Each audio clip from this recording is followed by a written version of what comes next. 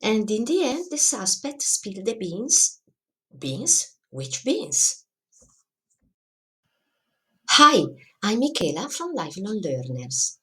An idiom is a phrase with a figurative meaning different from its literal words.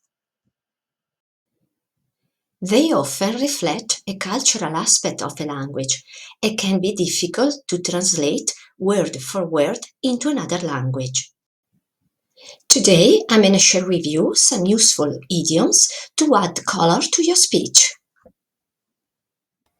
Get a word in edgeways. This is a British English idiom from the 19th century based on the image of trying to insert words edge first into fast flowing conversation. The meaning is to find an opportunity to speak in a conversation dominated by others. The discussion was so heated that I couldn't get a word in edgeways. Beat around the bush. This idiom dates back to medieval hunting when people would beat bushes to drive out birds but avoided striking directly at them. The meaning is to avoid speaking directly about the main topic. Stop beating around the bush and tell us what really happened. Speak of the devil, from an old superstition that mentioning the devil's name will make him appear. Said when the person being talked about unexpectedly appears. Speak of the devil, there's John now. Bite your tongue refers to literally holding back words by biting one's tongue. The meaning is to stop yourself from saying something you really want to say, often to avoid trouble.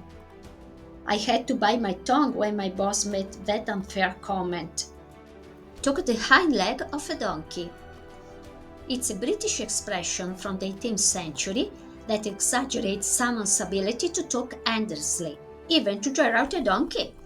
The meaning is to talk too much or be overly chatty. Once she starts, she can take the hind leg of a donkey. Put words in someone's mouth. From the idea of wrongly attributing speech to someone. The meaning is to claim someone said something they didn't. Don't put words in my mouth. I never said that. Actions speak louder than words. First recorded in the 16th, emphasizes deeds over talk.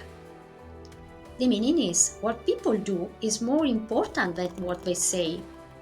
He promised to help, but actions speak louder than words. Have the last word. Rooted in traditional debates where the final speaker could influence the outcome. The meaning is to make the final comment or decision in an argument. My sister always has to have the last word in every discussion. Crosswords, from the 17th century, meaning angry words. To have an argument or exchange sharp words. They've been friends for years, but occasionally cross words over politics.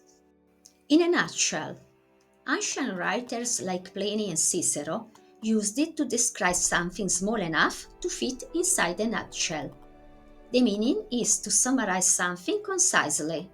In a nutshell, the meeting was a waste of time. And now a brief article. When words collide, the art of conversation and debate.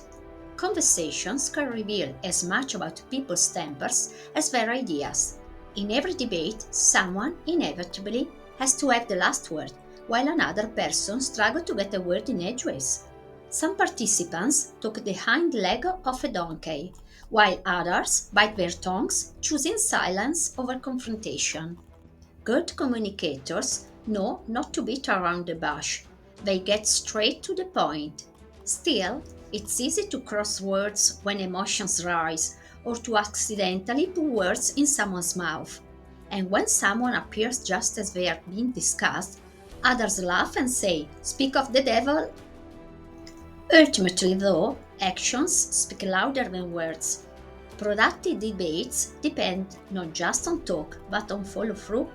And, in a nutshell, mastering the art of conversation means knowing when to speak and when to listen. Congratulations on reaching the end of the video. If you found it useful or interesting, please press the like button. and subscribe to my channel so as not to miss any of my new lessons. Bye! See you soon!